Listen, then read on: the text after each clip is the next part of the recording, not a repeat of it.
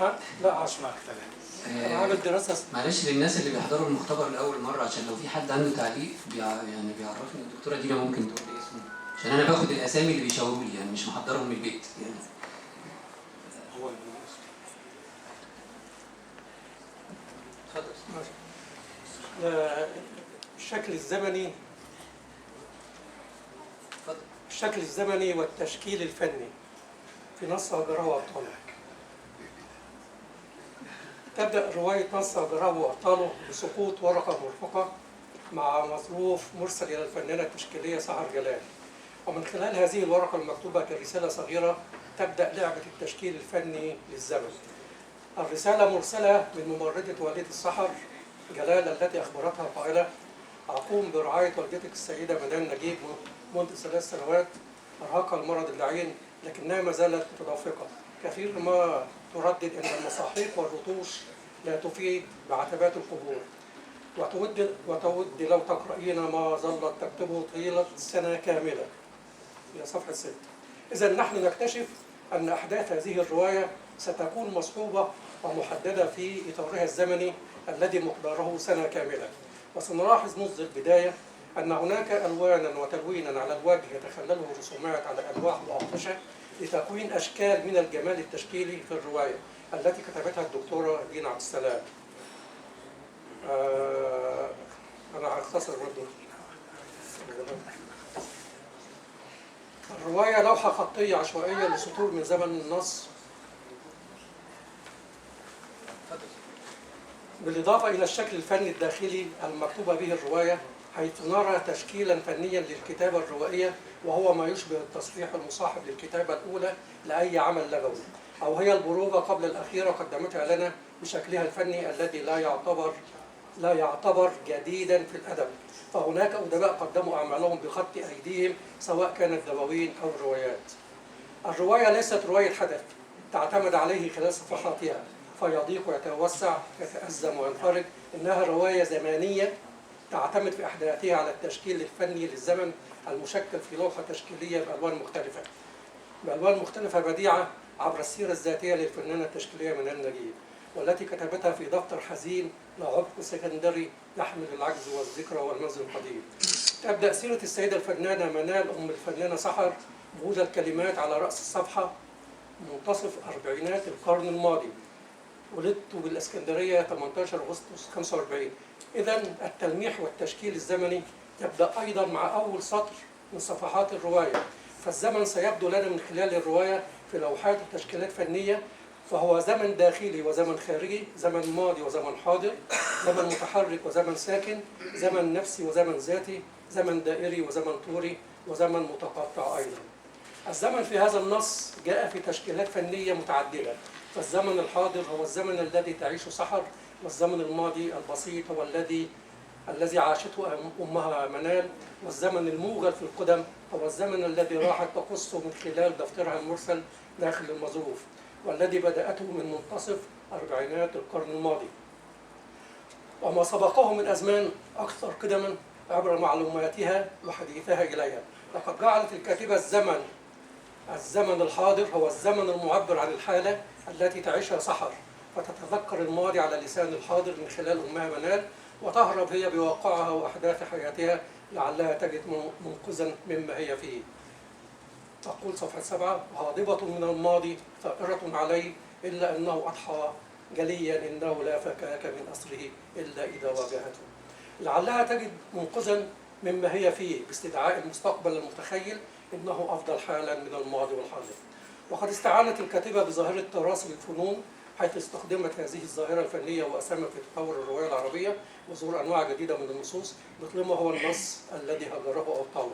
في صفحة 12: عشقت الرسم حتى اعتقدت أنه يحق لنا أن نبدع على كل الأشياء، عن لي ذات يوم أن أرسم على جسدي خطوطا وأشكالا ملأتها بالألوان، وما أن انتهيت حتى رعت لها لتبارك عليه. هنا ونحن نعلم أن هناك فن الرسم على الجسد، بودي آرت، غير الرسم اللي هو بتاع البشر طبعا البشر. في صفحة 26 تقول: وشرعت في تقليد عدد من بورتريهات والتي تمتاز بنعومة الملامح ورسانة التعبير، ومن بين تلك البورتريهات لازلت أذكر لافورترنيه عاملة الفرن الجميلة، عثر على تلك اللوحة بمرسمه عند وفاته، وكانت لعشيقته وقد تعرت له بدلال، وفي ذلك أدلت جدته بدلوها. العري أحد أهم خصائص فن عصر النهضة الذي احتفى بجمال الجسد البشري بعد أن أعاد اكتشاف التراث الكلاسيكي ونفض عنه غبار عصور التخلف والظلام. تحدث الكاتبة عن رسامي عصر النهضة من أمثال مايكل أنجلو ورافائيل وليوناردو دافنشي، فقد رأت أن الفن بدأ من هناك وسيظل يعود لجذوره الأولى رغم تعاقب المدارس والاتجاهات. وأردفت حديثها عن رسامي عصر النهضة مرورا بالباروك والروكوكو والكلاسيكية الجديدة والرومانتيكية والواقعية والانطباعية وما بعد الانطباعية. وفي ذات الصفحة تتحدث بمرجعية عن الفنان رافائيل وعشقه الذي جسده في لوحاته، خاصة لوحة حبيبته التي أصابها المرض في ثديها، وبدا ذلك في اللوحة الفنية ذاتها. هكذا تكشف لنا المؤلفة عن منهجية روايتها التي قدمتها لنا في تصنيف الرواية المعلوماتية، وهذا النوع من الروايات يعتبر من أحدث أشكال الرواية العالمية، وقد تميز فيه الروائيين اليابانيين من خلال مزج المعلومة في نسيج العمل الروائي، وهو ذاته ما قدمه لنا الدكتور يوسف زيدان في أعماله. وقد تضمنت رواية نص هجراوة أهله العديد من المعلومات الفنية التشكيلية والتعريف بالرواد الفني التشكيلي. أما عن اللوحة الزمانية للرواية فقد تشكلت في الأربعينات والخمسينات والستينات، وهذا هو الإطار الرئيسي للزمن الروائي الذي أحاط باللوحة الزمنية المرسومة بذكاء، فالرطوش واللمسات الأخيرة للزمن المكون من نهار وليل ومساء وصباح وحين وسكون وردح من الزمان، بالإضافة للقياسات الزمنية غير التقليدية مثل قياس الزمن بالعمر أو أشياء أخرى، كما جاء في صفحة 101 تقول الكاتبة: لا يقيس عمره بالسنوات بل بعدد الكتب التي قرأها مرات ومرات. أو في صفحة 102 تقول: وظل يقيس عمره بالمطالعة ونوبات الربو والسعال. فاضل دقيقة على 10. ماشي. وقد وفقت المؤلفة حينما قامت بامتزاج الأزمان كما تمزج السبيداج بالغراء الألوان ببعضها لتشكيل لوحة فنية، فقد مزجت زمن الطفلة مع زمن أمها الذي تعيش حاضرا، وزمن الجدة والمربية في الماضي، أيضا زمن الأب ماضيا وحاضرا. كما استطاعت مزج زمن الرواية بزمن قدسي لمحت به في عباراتها. تقول صفحة 28: مرت الأيام ظننتم أنني خاوية، أحيا لا شيء سوى الأكل وأنام، رأوا العنكبوت والحمامة فظنوا الغار حواء. كما قالت: يقال إننا سنفر منهم يوم يكون لكل امرئ شأن يغنيه. تميز الرواية أيضا بالمزج بين الأحداث الاجتماعية والاقتصادية والسياسية عن حرب 56 أيام العدوان، حيث قالت: إلى المخابئ ننزل حيث تنطلق صفارات النظام، وهناك بعد العدوان أي بعد 56. هناك في الرواية لمحت الكاتبة عن الزمن المستقبلي حين قالت: في 7 من عمري سأهجر الغزوات الليلية وأقبع في ليل نهار بالركن الشرقي من الشام. وفي تشكيل بديع للوحة الزمن، وفي تشكيل فني بديع للوحة الزمن في رواية نصر هجراوة أطلو، تستخدم الكاتبة دينا عبد السلام عمق التراث الشعبي القديم في تشكيل زمن الرواية، فهي تتحدث عن الكعك المخبوز في الفرن، وهو طبعا يخبز في الأعياد والمناسبات السعيدة، وتتحدث عن أطباق العاشوراء طبعا في يوم عاشوراء، وتتحدث عن فطيرة رأس السنة الهجرية. ومن روعة استخدام التشكيل الفني للزمن تحدثها عن تقسيم السنة حسب الشهور القبطية، فمن خلالها تتحدث الدادة سكينة عن تعابير الطقس ودورة المحاصيل باستخدام التعليقات والتشبيهات والأمثال الشعبية، كما تقول مثلا: هاطور الذهب المنطور، كياك صباحك مساء، طوبة تخلي الصبية جلدة والعجوزة قردة، امشير أبو الزعابيب الكبير. وهكذا تستمر في تقديم المتتالية الشعبية لأمثال الشهور القبطية، ثم تتطرق إلى استخدامها على رأس صفحاتها، مثلا أبيب 1963، بابا 1963، امشير 1964، برموهات 1964، مشين صرفاء، وهكذا. وهنا يبدو أن الكاتبة أرادت فقط التشكيل باستخدام التاريخ القبطي، فلم تهتم بواقعيته التاريخية، فأخطأت حينما جمعت بين الشهور القبطية والسنوات الميلادية، فالتاريخ القبطي غير التاريخ الميلادي. فمثلا العام الميلادي الذي نعيشه 2013 يوافق العام القبطي 1729، وما كتبته في رأس صفحاتها مسلمة كتبت في صفحة 51 بابا 1963. بابا هذا يوافق 1679 وهكذا. وكان الأحرى بها التحري عن صحة التواريخ ومقابلها بالتاريخ الميلادي الذي تعيشه الرواية، فتقول بابا 1679 الموافق للعام 1963، لأننا لا نقول رمضان 1973 بل نقول أكتوبر 1973 الموافق رمضان 1394. لسه صفحة كده انت لسه صفحة بس كام واحد هيتكلموا؟ صفحة، ما أنت كده قطعت طب قول الخاتمة يعني. الخاتمة. مش الصفحة كلها، الخاتمة. خلاص أهي الخاتمة صفحتين. هنقول إيه بقى؟ خلاص أنت خلاص، طيب. ضيعت اللي معلش. في دي 11 هي اللي جه فيها النقد يعني، شفتي؟ أنت عشان تعرفي بوظت كل حاجة. دكتور عبد الباري. على صفحة قطعت جامد يعني.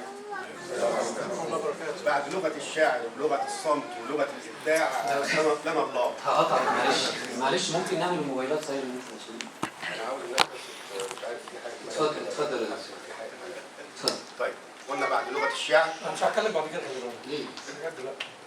بعد لغة الشعر ولغة الصمت ولغة الإبداع أنا دخلت داخل النص اللي هاجر أصحابه ده، أنا دخلت داخله فلقيت الحقيقة مجموعة من الملاحظات هلخصها سريعا.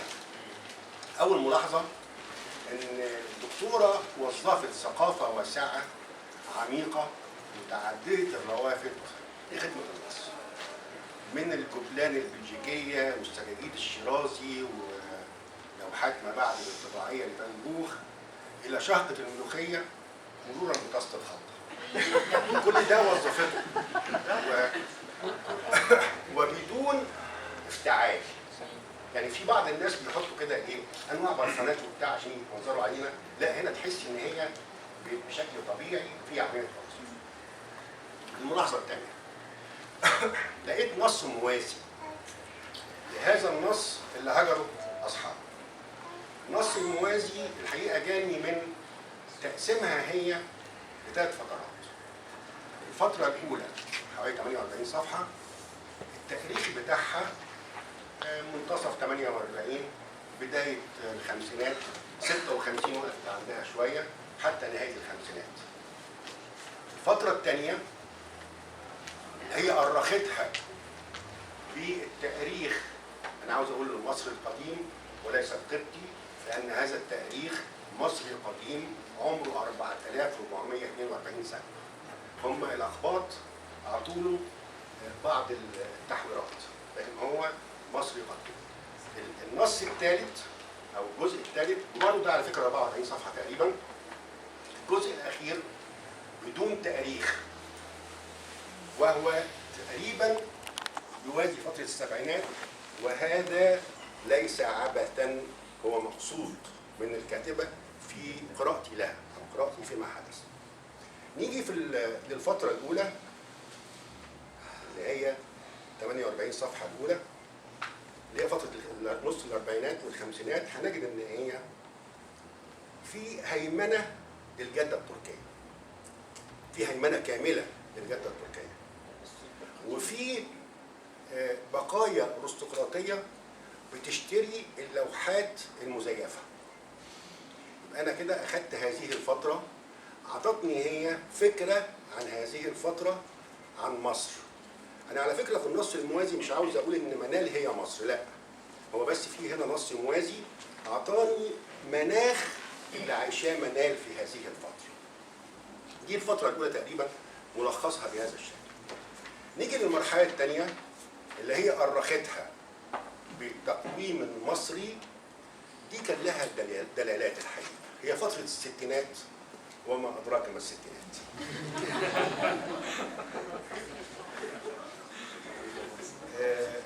استخدام التقويم المصري القديم إشارة للرمزية، الرجوع للوطنية المصرية، انتهاء عصر الطربوش العثماني. فلما استخدمت هذا الرمز استخدمته لهذا السبب، انها بتقول يا جماعة احنا بدأنا في مرحلة نعود لوطنيتنا المصرية وانتهت دولة وانتهت العصر العثماني والطربوش العثماني خلع في هذا الوقت. أيضا في هذه الفترة أنا ما باخدش الحقيقة اللوحات بالأمور الجنسية والأمور دي، لا أنا خدتها باللي هي عايزة تقوله حسب ما أنا فهمت. فلقيت إن في تمرد في هذه الفترة، في تمرد. يعني مراد لما جه عمل نوع من التمرد على الفنون التقليدية وظهور اتجاهات فنية جديدة. الكلام ده على فكرة بيشير للستينات، فترة التمرد اللي حصلت في العالم وفي مصر. الهيبس طلعوا في الستينات، هنجد فيه مظاهرات الطلبة في الستينات، مظاهرات الطلبة في فرنسا في الستينات، يعني في فرنسا في الستينات. فنجد إن هي بتعبر لي بشكل رمزي إبداعي عن هذا التمرد الذي حدث في فترة الستينات.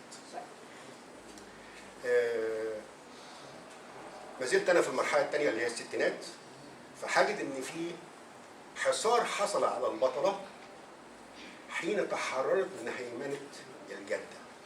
لما حبت مراد المصري حصل لها نوع من الحصار.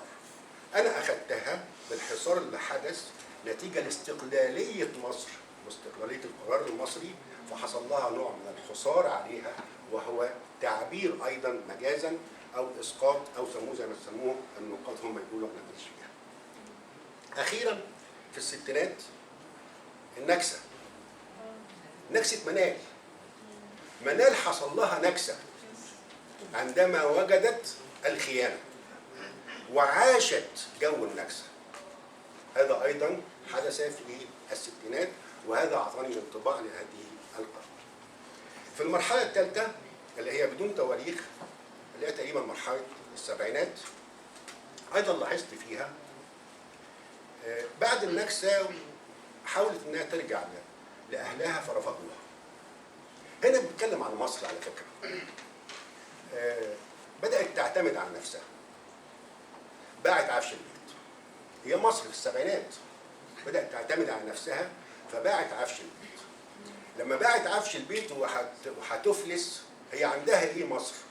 مصر عندها ثقافتها، بدأت تبيعها ليه اسمه جلال السحدار. بدأت تبيع ثقافتها لجلال السحدار مقابل الطعام. تقعد معاه تأنسه حالة من العهر، تأنسه عشان يأكلها، وفي الآخر طبعا سيطر عليها سيطرة تامة. فهنا أيضا في فترة السبعينات حصلت هذه السيطرة التامة. تأكيدا لكلامي هنجد في صفحة 119 بتشير إلى شجرة الجزورين اللي كانت موجودة في المدرسة. لم تعد موجودة لقد اجتثت من جذورها، وكنت أظن أصلها ثابت. يعني الشجرة الأساسية اللي كانت موجودة وهي طفلة في الخمسينات والستينات في المدرسة، لاحظت إن الشجرة دي اتشالت من جذورها. فعلا نحن في السبعينات وصلنا لهذه المرحلة.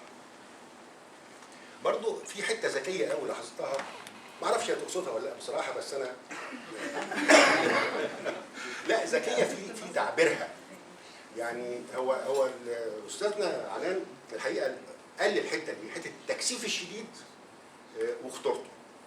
أنا شفت هنا ميزة التكثيف الشديد، ذكرت لنا النكسة والنصر في 4 كلمات في القصة كلها، رغم إنها وقفت سنة 56 كتير، إلا إنها جت في النكسة والنصر قالت في صفحة 125 ذهبت نكسة وجاء نصر، الحروب كالأحلام، وكأنها أرادت أن تقول لنا من منهما النكسة ومن منهما النصر. الله عليك. فعلا خلتها واحدة على بعضها كده. حاجي برضو لملاحظة أخيرة بعد إذنكم. أخيرة حتة الشطب اللي أنت مش عاجباكي، ده أنا لقيت فيها عجباني.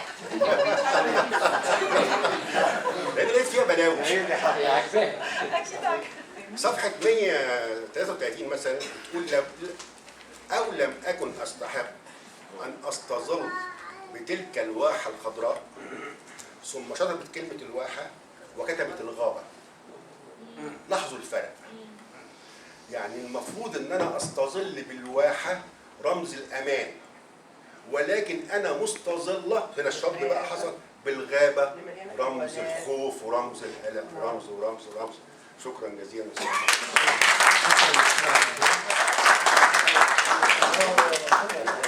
استاذ علياء البنيان. استاذ علياء البنيان. ينفع اجي هنا ولا؟ اتفضل، بس برضه هم ال5 دقايق.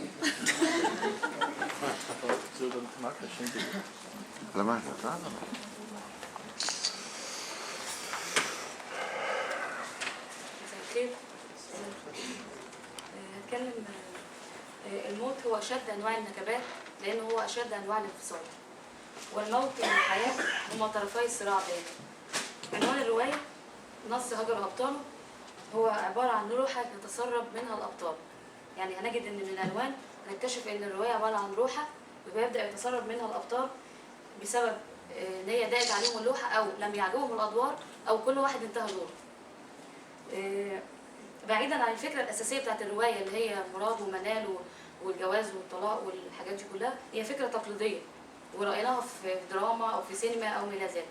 ولكن انا هتحدث عن فكره او الفكرتين اللي هي تناولتهم ضمنيا، فكره الهروب وفكره الوهم. الهروب اللي هو هروب الكاتب نفسه من مواجهه القارئ او من مواجهه العالم من خلال الكتابه، بمعنى ان هو بيجيب شخص تاني يتحدث من خلاله، زي ما جابت لنا مذكرات جدتها او مذكرات والدتها واتكلمت من خلالها عن العالم اللي حابه تشرحه.